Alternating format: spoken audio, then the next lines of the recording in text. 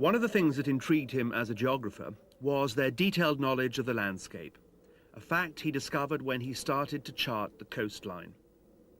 As their knowledge of all the directions is very detailed, and they are skillful draftsmen, they can draw very good charts.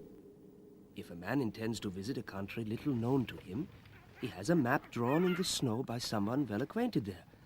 And these maps are so good that every point can be recognized.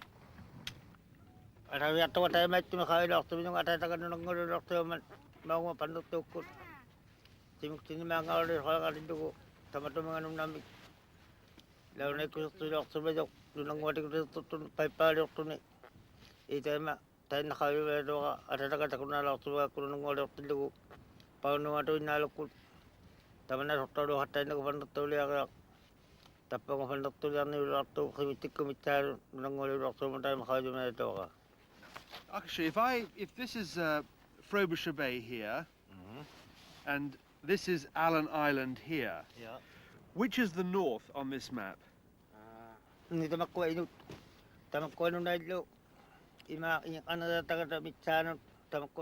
Eskimo exhibit a thorough knowledge of the geography of their country.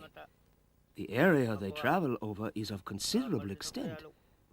They have a very clear conception of all the countries they have seen or heard of, knowing the distances by days' journeys, or as they say, by sleeps, and the directions by the cardinal points. Boaz got the Eskimo of Cumberland Sound to draw these maps on paper. These he collected and brought back. They compared remarkably well with his own. As a geographer, he'd been taught to believe that the life of people like the Eskimo was entirely determined by their environment. He was finding out the hard way that this couldn't be the case. Today I went hunting, but not with exactly splendid success. The only thing I shot was pulled under the ice by the current. There I sat, like an Eskimo, behind my ice hole at the water's edge, and patiently waiting for a head to appear.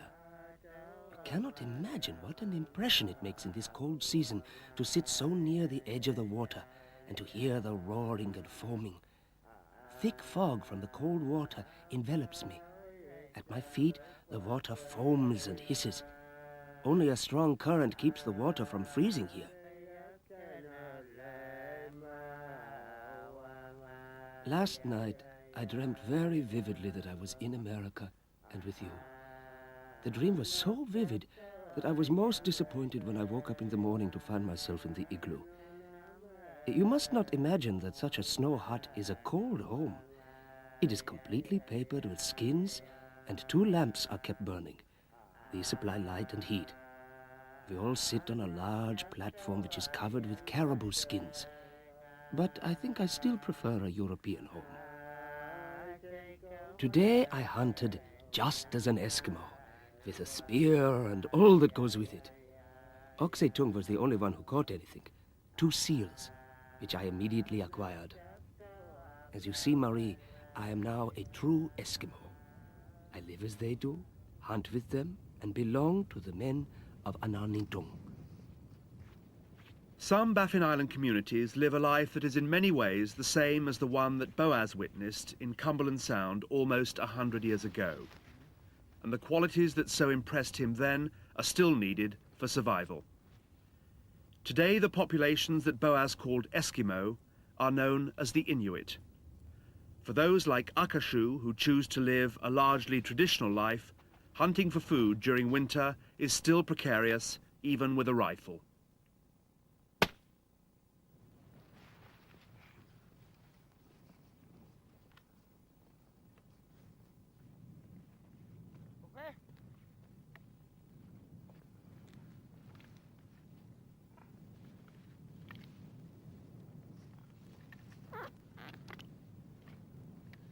Like his ancestors, Akashu and his family live largely off caribou or seal. Even with all the help of a new technology, game can be hard to kill. This was the 8th seal he'd stalked that day. The others had all got away.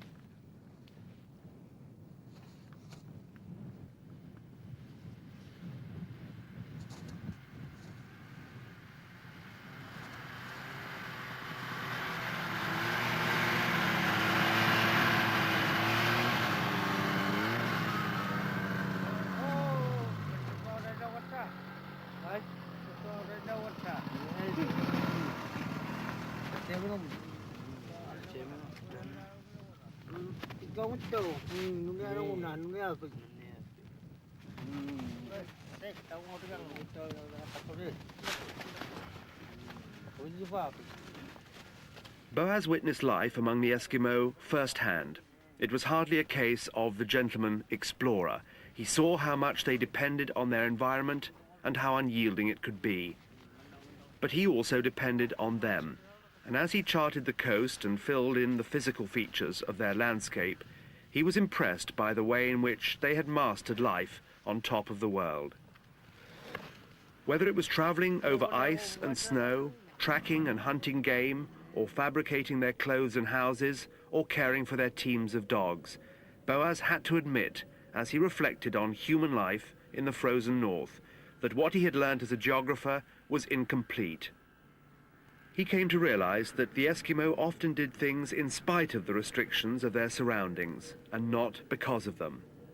Environment wasn't the only thing that determined culture.